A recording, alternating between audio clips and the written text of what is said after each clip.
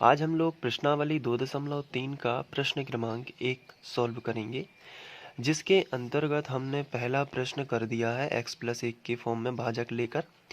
आज यहाँ पे हम लोग भाजक जो है वो ये वाला लेंगे, लेकिन हमारा बहुपद सेम रहेगा। मैंने आपको पहले क्वेश्चन में बता दिया था कि किस तरीके से शेषफल प्रमेय विधि होती है और कैसे हम इसको सॉल्व करते हैं। तो इसी क्वेश्चन में जो हमारा बहुपद है, हमारा पहला काम तो यही होता है कि जो हमें दिया गया है उसे हम px के बराबर मान लें। उसके बाद हम ये भाजक लेंगे और शेषफल प्रमेय विधि का रूल होता है कि भाजक के बराबर 0 करेंगे। बड़ी ही आसानी से आंसर आ जाता है। बस आपको पेशेंस के साथ ध्यान से देखना है ताकि आप इसे अच्छे से कर पाएँ, और प्रैक्टिस ज़रूर करते रहिए क्योंकि अभ्यास ही मनुष्य को पूर्ण बनाता है। मैंने ये बात आपको पहले भी कई बार बताई हुई है, तो उम्मीद है कि आप लोग इसे अच्छे से देखेंगे। चलिए हम इसको स्टार्ट करते हैं। तो दूसरा हल, सबसे पहले बताइए क्या करना होता है। जिन बच्चों ने पहला क्वेश्चन देख लिया है उन्हें पता होगा कि क्या करते हैं। हम सबसे पहले px के बराबर इसे ले लेते हैं। तो चलिए वही करते हैं। px के बराबर हमने क्या लिया, x घन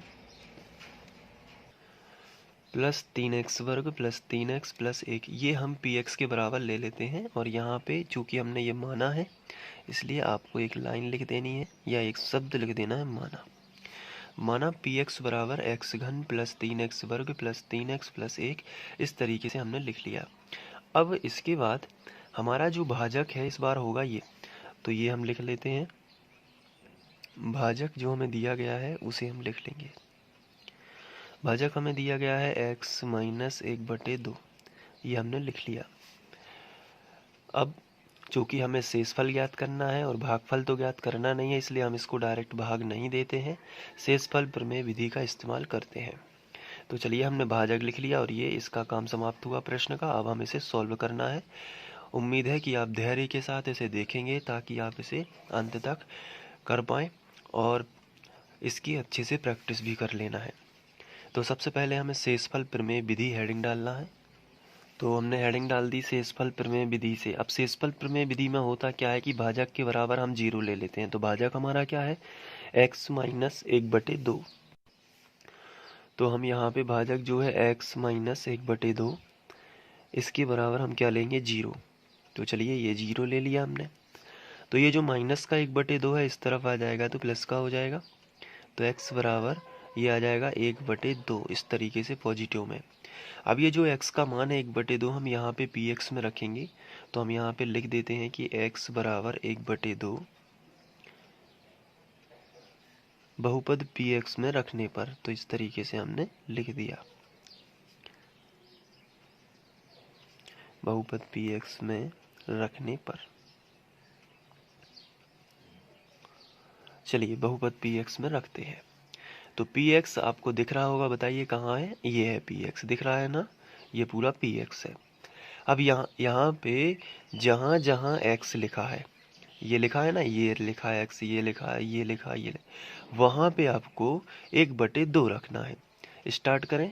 पहला क्या लिखा है, p, यहीं से स्टार्ट करना है p से। तो पहले p लिखा है तो हम p लिख देते हैं, लेकिन ब्रैकेट में x लिखा है, लेकिन x की जगह पर तो हमें 1/2 रखना है, तो हम इस तरीके से लिख देंगे ब्रैकेट में। तो ये हो गया px बराबर x घन है, यानी कि 1/2 का घन हो जाए। जहाँ जहाँ x आपको दिख रहा है वहाँ पे आपको 1/2 रखते जाना है। फिर 3 लिखा है, x घन के बाद प्लस लगा है तो प्लस लगा दिया। फिर 3 लिखा है, उसके बाद क्या लिखा है बताइए, उसके बाद लिखा है 3x वर्ग। तो 3 तो लिख दिया, x वर्ग की जगह पर हम लिखेंगे 1/2 का वर्ग, क्योंकि x का मान 1/2 है। प्लस 3x की जगह पर हम फिर से लिख देंगे 1/2, और प्लस कितना आ जाएगा, 1। ये देखिए, तो ये हमने कर दिया। अब इसके बाद आगे बढ़ते हैं। तो p और ब्रैकेट में चलेगा 1/2, ये तो आखिरी तक चलेगा, उत्तर तक।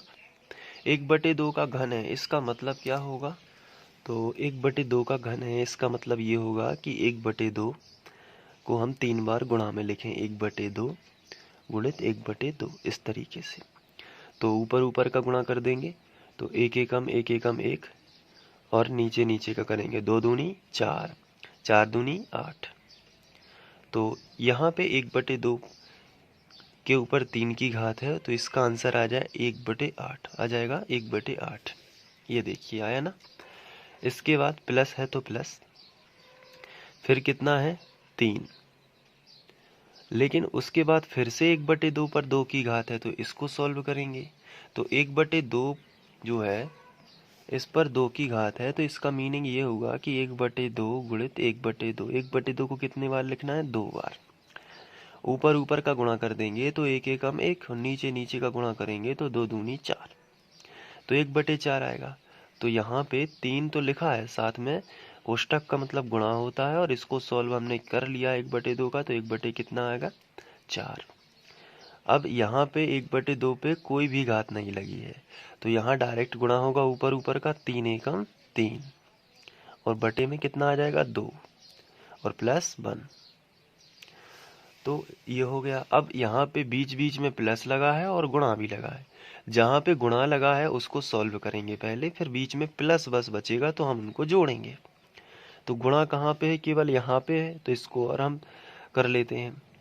तो 1/8 प्लस 3 एकम 3, ऊपर ऊपर का होगा 3 एकम 3 बटे कितना आ गया 4, प्लस 3/2 प्लस 1। अब आप देख रहे हैं कि यहाँ पे हर जगह प्लस प्लस है, तो अब इनको जोड़ना है। ये भी बटे वाली संख्या, ये भी बटे वाली, ये भी। अब इसको भी बटे वाली संख्या बनाने के लिए हम इसके बटे 1 लिख सकते हैं।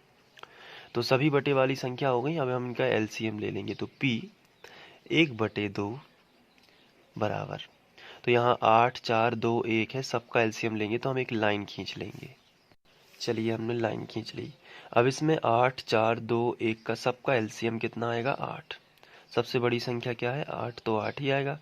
अब इसको एलसीएम, अब कुछ बच्चे ऐसे होंगे जिन पे एलसीएम निकालते यदि नहीं बनता है तो बहुत बड़ा सिंपल होता है। देखिए एक बार देख लेते हैं थोड़ा सा।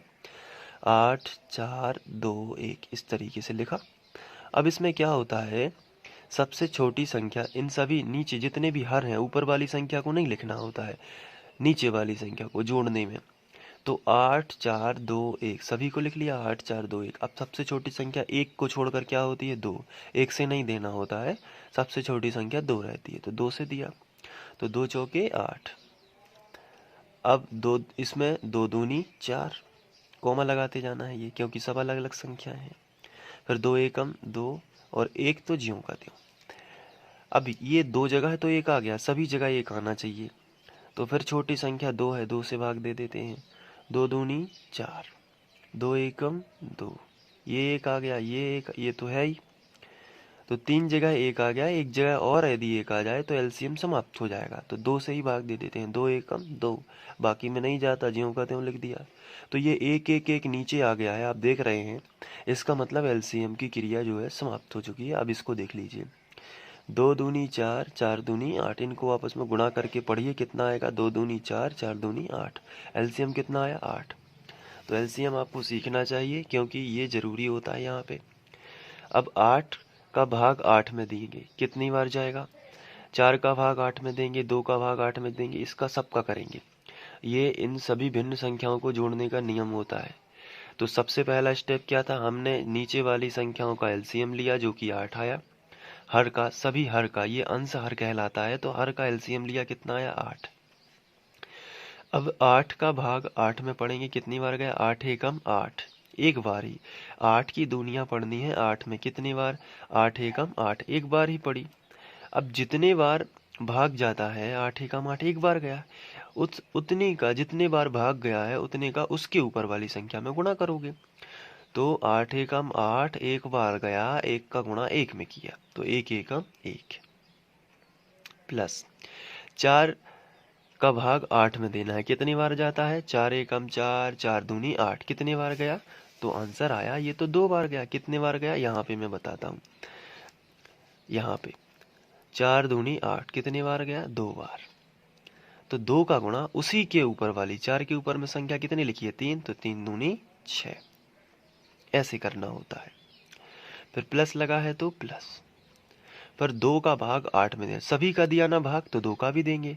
2 चौके 8, कितनी बार गया, 4 बार गया, कितनी बार गया, 4 बार। अब 4 का गुणा इसी के ऊपर वाली संख्या में, जैसे 4 तिया 12 है, ऐसे करना होता है। फिर से समझ लीजिए थोड़ा सा। 8 एकम 8, एक बार भाग गया, कितनी बार गया? एक बार। एक का गुणा किस में करना है? एक में। एक एकम एक। 4 दूनी 8, कितनी बार गया? 2 बार। 2 का गुणा किस में किया? उसी के ऊपर वाली संख्या में। 3 दूनी 6। अब यहाँ पे देखिए, अब आपको बताना है 2 का भाग देना है 8 में, कितनी बार गया बताइए? 2 एकम 2, 2 दूनी 4, 2 तिया 6, 2 चौके 8, कितनी बार गया? 4 बार। तो जितने बार भाग जाता है उसका गुणा उसी के ऊपर वाली संख्या में करना होता है। 4 तिया 12 प्लस लगा के। अब एक का पढ़िए, एक अट्ठे 8, 8 बार जाएगा। कितनी बार जाएगा? 8 बार। तो 8 का गुणा एक में करोगे तो 8 एकम 8 आ जाएगा। अब क्या करना है? इन सभी को जोड़ लेना है। पहले इसको लिखा हमने, P 1/2 बराबर 12 और 8 20, 20 और 6 26, 26 और 1 27। तो 27/8 ये आपका शेषफल आ जाएगा। तो अभीष्ट शेषफल कितना होगा? आता है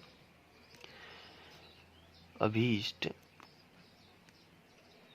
शेषफल 27/8 होगा। तो इस तरीके से हमें इसको करना है। आप इसका स्क्रीनशॉट लेके प्लीज़ इसको एक बार कर लीजिए, प्रैक्टिस बनाए रखिए, क्योंकि जितनी ज़्यादा आप प्रैक्टिस करोगे उतना ही अच्छा होगा। चलिए ये स्क्रीनशॉट लेकर अपने नोट्स में इसे लिख लीजिए। ये हो गया। इसके बाद ये, फिर यहाँ पे ये x। तो पहला स्टेप क्या होता है आप जानते हैं, जो हमें दिया गया है उसे हम px के बराबर मानेंगे। हम पहले 2 प्रश्न कर चुके हैं और उसमें सब में हमने यही किया है कि जो हमें दिया है उसे हम px लेते हैं। तो हम चलिए इसको लिख लेते हैं। तो ये देखिए, हमने सबसे पहले px के बराबर हमारा जो दिया गया बहुपद है उसे लिख लिया। तो इतना तो आप कर लेंगे। इसके बाद आप बताइए भाजक क्या लेना है। तो तीसरा हल कर रहे हैं हम लोग। तीसरा क्या है? भाजक x है। इसको ध्यान से देखना है। तो हम लिखेंगे भाजक। भाजक हमें क्या दिया गया है? x। तो हम लिखेंगे भाजक हमें दिया गया है x। ये हमने लिख लिया। अब चूंकि हमें शेषफल ज्ञात करना है, क्या ज्ञात करना है? शेषफल। तो शेषफल ज्ञात करने के लिए हम जो यूज करते हैं वो है शेषफल प्रमेय विधि। तो हम उसको भी लिख लेते हैं। तो शेषफल प्रमेय विधि से, अब शेषफल प्रमेय विधि क्या कहती है कि भाजक के बराबर 0 लेना है। भाजक क्या है? x। तो x के बराबर 0 ले लिया। तो x का इस बार मान क्या है? 0। सीधा सा x का मान कितना है? 0। तो चलिए हम x का मान बहुपद px में रखते हैं। तो हम यहाँ पे भाषा क्या लिखते हैं कि x का मान बहुपद px में रखने पर। तो चलिए मान रख लेते हैं। x का मान कितना है? 0 है। तो यहाँ से स्टार्ट करना है, px की जगह पर 0। तो px की जगह पर 0। आगे बढ़े, बराबर का चिन्ह है तो बराबर। फिर x का मान कितना है? 0। तो 0 का घन हो जाएगा। उसके बाद क्या होगा? +3। 0 का वर्ग हो जाएगा, वहीं पे देखते रहना ऊपर। +3। x का मान कितना है? 0 + 1। देखिए पूरा का पूरा जहाँ जहाँ x है वहाँ वहाँ 0 रख दिया। अब आगे बढ़ते हैं। तो p0 बराबर 0 का घन है। 0 का घन 0 ही आएगा। 0 पर कितने की भी घात लगा दीजिए 0 ही रहेगा। प्लस 0 का वर्ग क्या होगा? 0 ही रहेगा। लेकिन 3 का गुणा 0 में, तो 3 शून्यम 0 हो जाएगा। प्लस यहाँ पे भी 3 शून्यम 0 हो जाएगा। प्लस कितना बचेगा? 1। तो p0 आपका कितना आएगा बताइए? केवल 1 रहेगा। +1, जो कि आप प्लस लिखना चाहें तो लिखें, ना लिखना चाहें कोई दिक्कत नहीं। मैंने समझाने के लिए लिख दिया कि ये +1 बचा। तो आपका जो शेषफल है वो कितना रहेगा? 1। तो आप लिखोगे अतः अभीष्ट शेषफल 1 होगा। तो इस तरीके से आप लिख सकते हैं। इसके बाद हम लोग इसी में, ये क्वेश्चन हमने कर लिया है, अब हम ये क्वेश्चन भी इसी वीडियो के अंतर्गत कर लेते हैं। तो अब हमारा भाजक होगा x + पाई और हमारा px क्या होगा? यही। तो इसी को हम लिख लेते हैं। तो हमने इस तरीके से लिख लिया, ये तो आप सभी जानते हैं। तो इस तरीके से भाजक हमारा x + पाई है और ये। अब चूंकि हमें शेषफल ज्ञात करना है तो शेषफल प्रमेय विधि का इस्तेमाल करेंगे। और शेषफल प्रमेय विधि क्या होती है?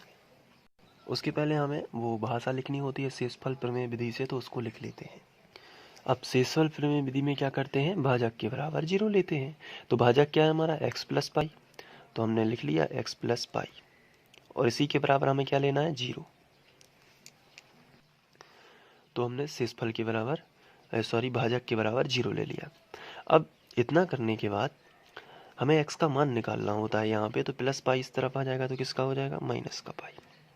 तो x बराबर माइनस पाई, तो x का मान कितना है, माइनस पाई, हम यहाँ पे रख देंगे। तो चलिए रखते हैं। तो हम यहाँ पे क्या लिखेंगे, x का मान कितना है, माइनस पाई जो है, बहुपद px में रखने पर, बहुपद px में रखने पर।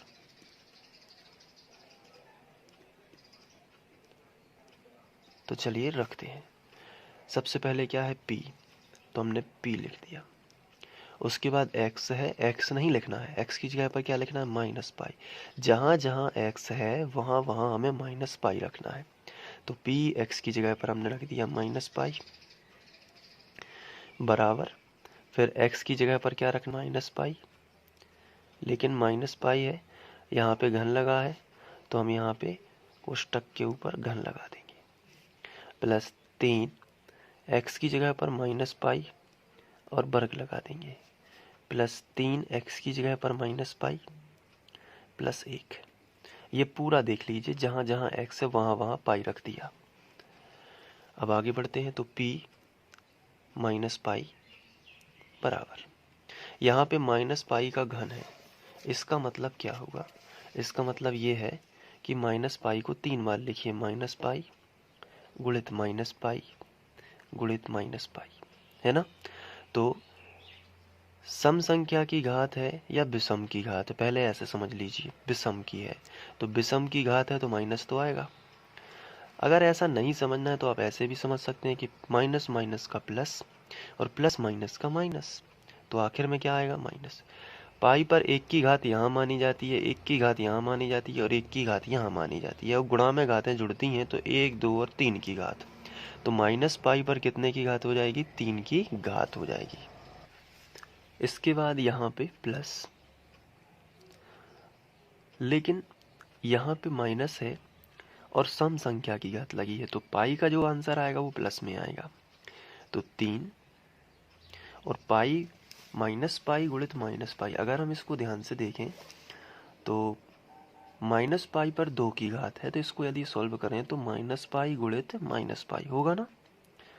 तो माइनस माइनस का क्या हो जाएगा, प्लस, और पाई पाई 1 की घात यहाँ मानी जाती है और 1 की घात यहाँ, तो 1 और 1 कितने की हो जाएगी, 2 की घात, तो पाई स्क्वायर हो जाएगा। अब यहाँ पे माइनस पाई है और कोई घात नहीं लगी है, ना सम ना विषम, तो इसको क्या करेंगे, पहले चिन्हों के साथ में गुणा कर लेंगे। तो प्लस माइनस का क्या होता है, माइनस, असमान चिन्हों का हमेशा माइनस बनता है। और 3 का पाई में करोगे तो क्या आएगा, 3 पाई, और प्लस कितना आएगा, 1। तो इसके आगे 3 की घात वाला है क्या, और कोई नहीं है, तो ये आगे सॉल्व नहीं होगा। 2 की घात वाला है क्या, नहीं है, तो ये भी आगे सॉल्व नहीं होगा। पाई अकेला है किधर, नहीं, और संख्या और है क्या, नहीं। इसका मतलब है कि ये यही हो गया सॉल्व, और यही शेषफल आएगा। तो आता है अभीष्ट शेषफल माइनस पाई घन प्लस 3 पाई वर्ग माइनस पाई 3 पाई प्लस 1 है। इस तरीके से आप इसको कर सकते हैं। अब आप नोट कर लीजिए, पहले आपको नोट करना है चौथा प्रश्न, और उसके पहले तीसरा प्रश्न नोट करिए, फिर चौथा। तो ये तीसरा प्रश्न है जिसे आप स्क्रीनशॉट ले सकते हैं।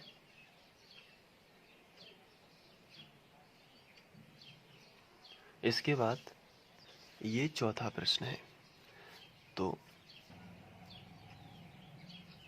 तो हमने इस तरीके से लिख लिया, और आपको एग्ज़ाम में भी इसी तरीके से लिखना है ताकि आपका एक भी अंक ना कटे। अब भाजक हो गया और px हो गया, हमें क्या ज्ञात करना है, शेषफल। तो इसलिए हम हेडिंग लगाएंगे शेषफल प्रमेय विधि से। और शेषफल प्रमेय विधि में हमें रूल क्या दिया गया है कि हमें भाजक के बराबर 0 लेना है। तो भाजक क्या है हमारा, 5 प्लस 2x, तो यही हमारा भाजक होगा 5 प्लस 2x। और इसके बराबर हम क्या लेंगे, 0 ले लेंगे। अब यहाँ से हमें x का मान निकालना है, तो ये प्लस का 5 इस तरफ आ जाएगा सबसे पहले, क्योंकि गुणा वाली संख्या सबसे बाद में भेजते हैं, पहले ये दूर वाला भेज देते हैं। तो ये अभी इसमें कोई भी चिन्ह नहीं लगा है इस 5 में, तो ये प्लस का माना जाता है। अब ये प्लस का जब उस तरफ जाएगा बराबर के इस तरफ, तो माइनस का हो जाएगा।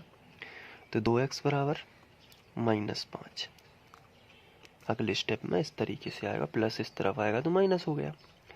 इसके बाद ये जो 2 है ये गुणा में है, और गुणा वाली संख्या कहाँ पे आ जाएगी, बटे में।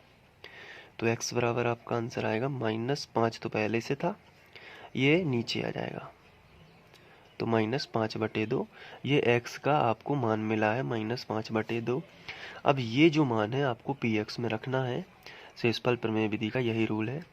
तो हम यहाँ पे लिखेंगे x बराबर -5/2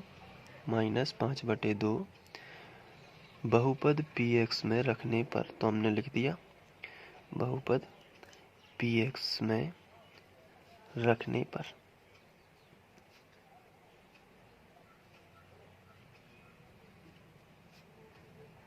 चलिए हम बहुपद px में रख देते हैं। तो यहाँ से स्टार्ट करना है, और जहाँ जहाँ x है वहाँ पे हमें क्या रखना है, -5/2। तो यहाँ से स्टार्ट करिए। सबसे पहले क्या लिखा है, p, तो हम यहाँ पे लिख लेते हैं p। लेकिन x लिखा है, x की जगह पर हमें क्या लिखना है, -5/2। तो हम यहाँ पे x की जगह पर लिख देते हैं -5/2। फिर बराबर लगा है, तो बराबर लगा दिया। फिर x घन है, यानी कि -5/2 का घन।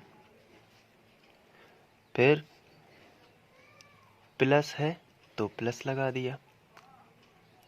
इसके बाद 3 है, तो 3 लिखा। x वर्ग है, लेकिन x का मान कितना है, -5/2। तो यहाँ पे हमने लिख लिया -5/2, और उसका वर्ग लगा दिया, +3, और x की जगह पर फिर से लिख दिया -5/2। ये देखिए, फिर क्या है, +1, तो +1। आप देख सकते हैं कि पूरे बहुपद में जहाँ जहाँ x है वहाँ वहाँ -5/2 हमने रख दिया है, और कुछ भी नहीं करना है, देख लीजिए आप। इसके बाद आगे बढ़ते हैं, इसको सॉल्व करेंगे अब। तो p -5/2, फिर बराबर के नीचे बराबर, -5/2 का घन है, तो इसको सॉल्व करेंगे।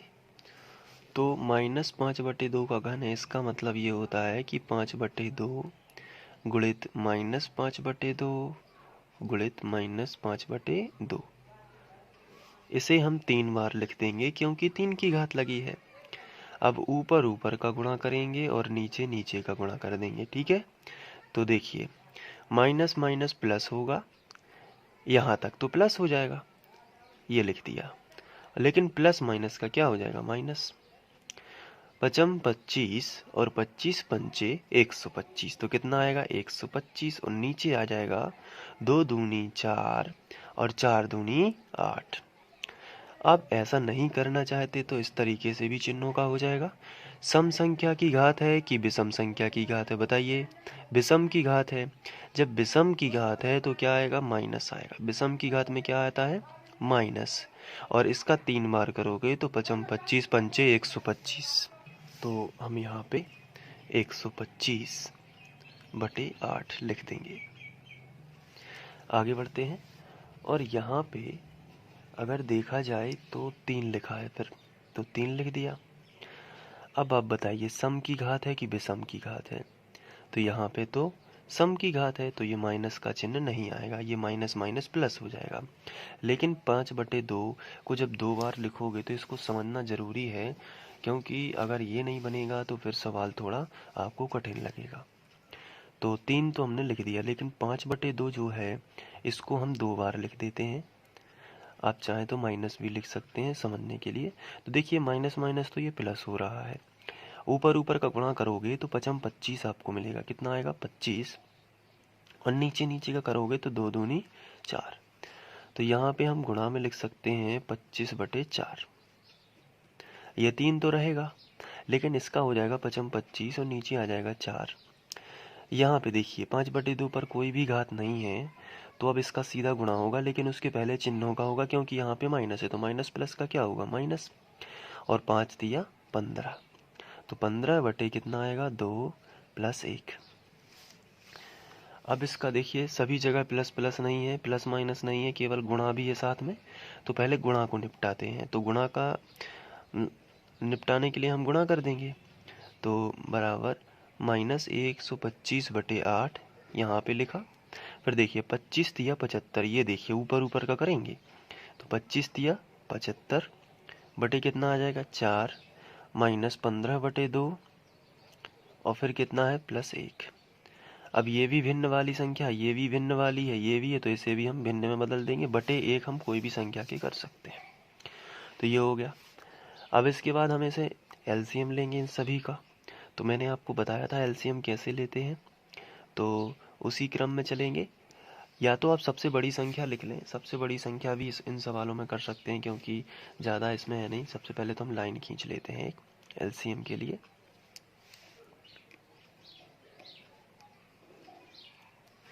अब इसमें 8, 4, 2, 1 है, तो सबसे बड़ी संख्या 8 है, तो 8 लिख देना है।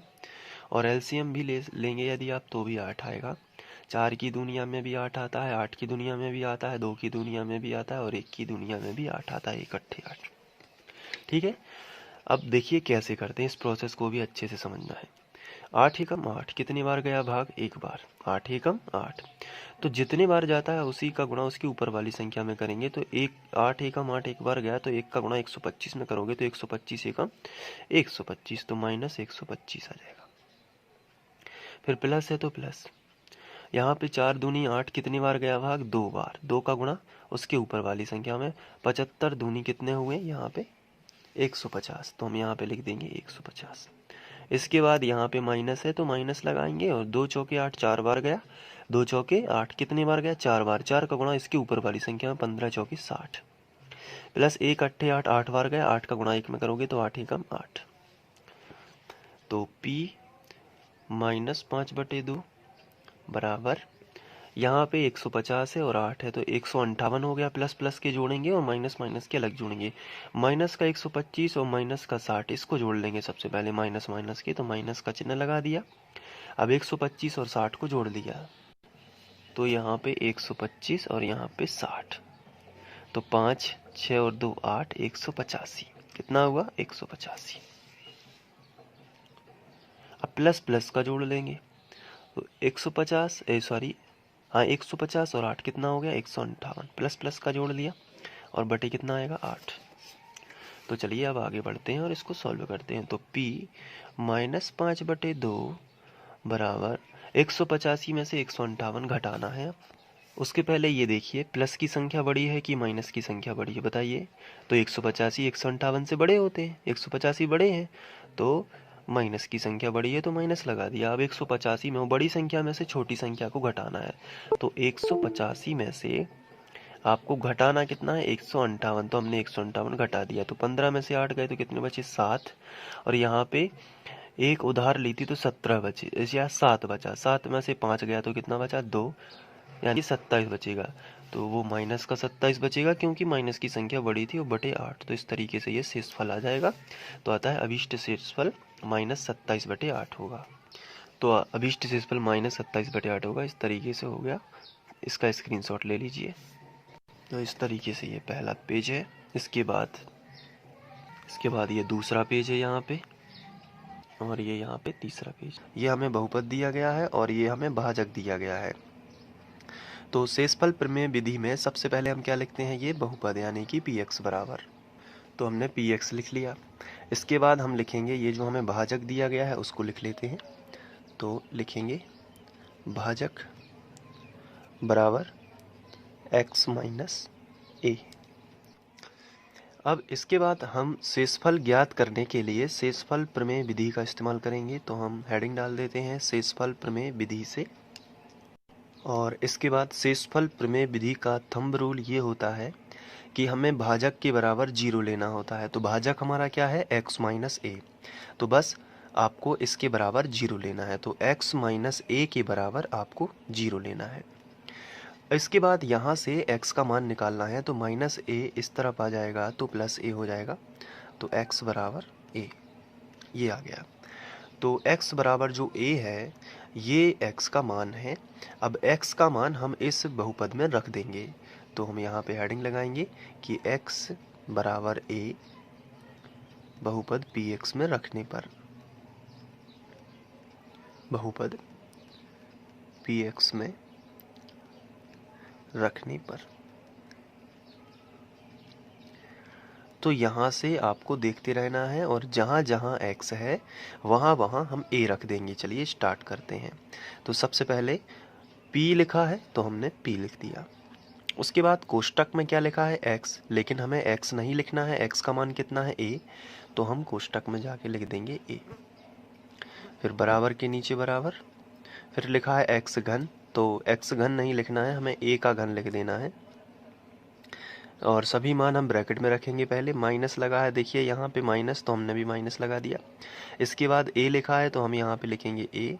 उसके बाद x वर्ग है तो a का भी वर्ग हो जाएगा, क्योंकि x का मान हम a रख रहे हैं। प्लस 6x है ना, तो x की जगह पर क्या रखना है a माइनस a, ये रख दिया। तो आप देख सकते हैं कि पूरे समीकरण में जहाँ जहाँ x था वहाँ वहाँ हमने a रख दिया है। आगे बढ़ते हैं। तो p a बराबर a का घन है। a का घन का मतलब होता है कि a को हम 3 बार लिखेंगे, तो 3 बार वैसे हम a को लिखेंगे तो a गुणित a इस तरीके से होगा। तो अब क्या है कि इसमें यहाँ भी 1 की घात मानी जाती है, यहाँ भी 1 की घात मानी जाती है और यहाँ भी 1 की घात, तो टोटल कितने की हो जाएगी, 3 की घात हो जाएगी ना। तो क्योंकि गुणा में घातें जुड़ती हैं तो a पर आ जाएगी 3 की घात। तो वैसे भी ये वैसा लिखा भी था, लेकिन यहाँ पे ब्रैकेट के ऊपर जो घात का मतलब है कि उसको 3 बार लिखना है, लेकिन अब ये 3 इसका सॉल्यूशन है बिना ब्रैकेट के। इसके बाद आप यहाँ पे देख रहे हो कि a तो लिखा है लेकिन a वर्ग है, तो a पर वर्ग है तो उसका आंसर तो a वर्ग ही आना है, क्योंकि a को हम 2 बार लिखेंगे तो a वर्ग ही आएगा। लेकिन यहाँ पे एक a और है, तो a वर्ग का गुणा जब a में होगा तो यहाँ पे 1 की घात मानी जाती है और 2 की घात ये थी, तो टोटल कितने की हो जाएगी, 3 की घात, तो a घन हो जाएगा। माइनस लगा था तो माइनस लगा के a घन कर देंगे। फिर 6 का a में करेंगे तो कितना आएगा, 6a और माइनस a। इसके बाद यहाँ पे a पॉजिटिव, a घन और नेगेटिव, देखिए प्लस का a घन और ये माइनस का a घन कैंसिल हो जाएगा, तो क्या बचेगा, pa बराबर यहाँ पे आपका बचेगा 6a माइनस a, तो कितना हो गया 6, ये बचा पहले तो 6a माइनस a, और 6a में से एक a चला जाएगा, यानी माइनस का एक a है, तो कितना बचेगा, तो 5a बच जाएगा। 6a थे उसमें से माइनस हो गया 1a, यहाँ पे कुछ भी नहीं है तो एक a तो है, तो 6a में से एक a चला जाएगा तो 5a आ जाएगा, तो यही आपका शेषफल होगा। तो यहाँ पे हम लिख सकते हैं कि अतः अभीष्ट शेषफल 5a है। तो इस तरीके से आपको लिख देना है और ये क्वेश्चन सॉल्व हो जाएगा। और ये इम्पोर्टेंट भी है तो आपको इसको अच्छे से लिख लेना है अपनी नोटबुक में। चलिए यहाँ से आप स्क्रीनशॉट ले लीजिए और इसको अच्छे से नोट कर लीजिए। यहाँ पे ये भी है थोड़ा, इसमें दिया गया है जांच कीजिए कि 7 + 3x 3x घन धन 7x का गुणनखंड है या नहीं।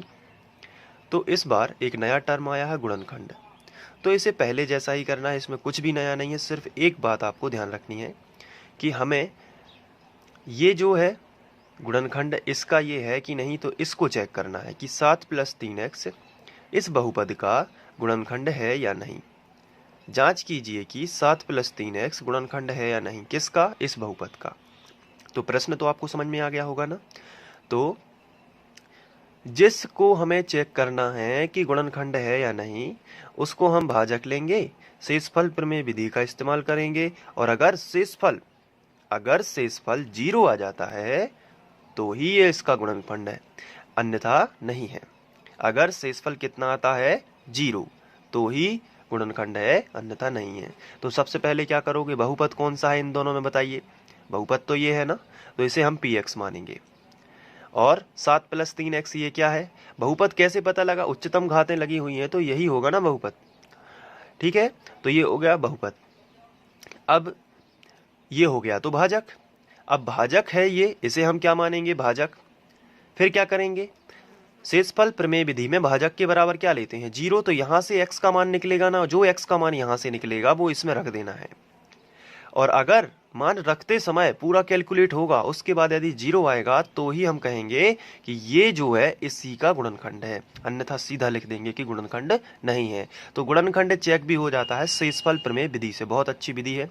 तो सबसे पहले हम क्या लिखेंगे? px, इसे हम px और इसे हम भाजक मान लेंगे। ठीक है, तो इस तरीके से हमने लिख लिया, इसे हमने px ले लिया और ये हो गया आपका भाजक। अब शेषफल प्रमेय विधि से, और शेषफल प्रमेय विधि का रूल क्या है कि भाजक के बराबर हमें 0 लेना है। तो चलिए ये है भाजक, तो भाजक के बराबर हम 0 ले लेते हैं। तो यानी 7 + 3x के बराबर हम 0 लेंगे। यहाँ से x का मान निकालेंगे तो ये जो 7 है इसका पक्षांतर इस तरफ करेंगे तो ये प्लस का 7 इस तरफ आ जाएगा तो माइनस का 7 हो जाएगा।